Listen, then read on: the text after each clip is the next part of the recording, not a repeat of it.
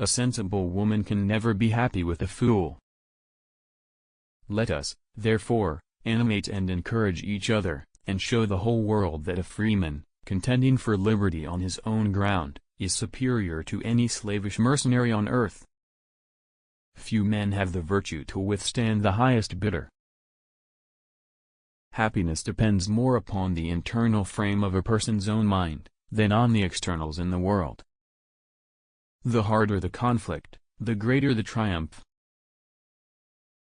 The alternate domination of one faction over another, sharpened by the spirit of revenge, natural to party dissension, which in different ages and countries has perpetrated the most horrid enormities, is itself a frightful despotism. But this leads at length to a more formal and permanent despotism.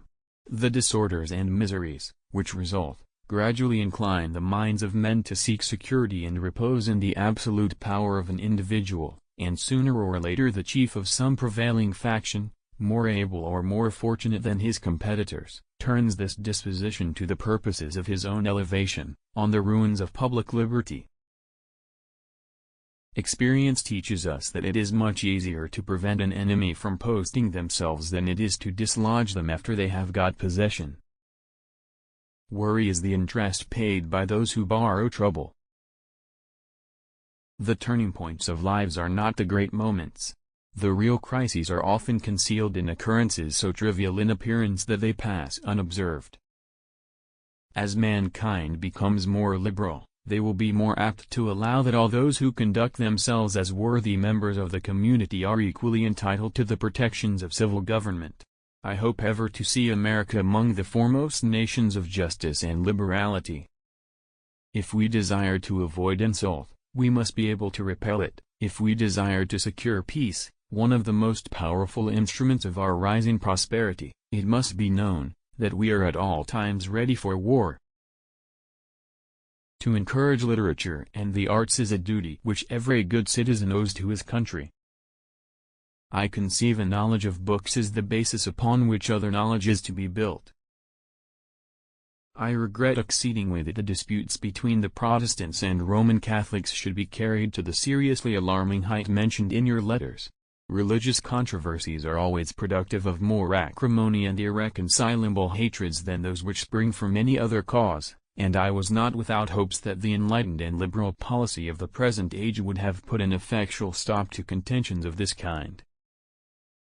Paper money has had the effect in your state that it will ever have, to ruin commerce, oppress the honest, and open the door to every species of fraud and injustice.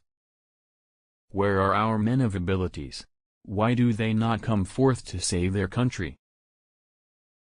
Our cruel and unrelenting enemy leaves us no choice but a brave resistance or the most abject submission. This is all we can expect. We have therefore to resolve to conquer or die, our own country's honor. All call upon us for a vigorous and manly exertion, and if we now shamefully fail, we shall become infamous to the whole world.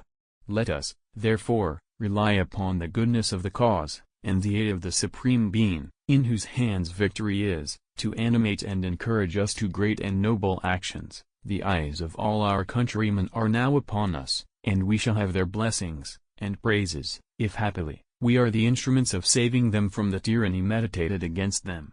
Let us, therefore, animate and encourage each other, and show the whole world, that a freeman contending for liberty on his own ground is superior to any slavish mercenary on earth.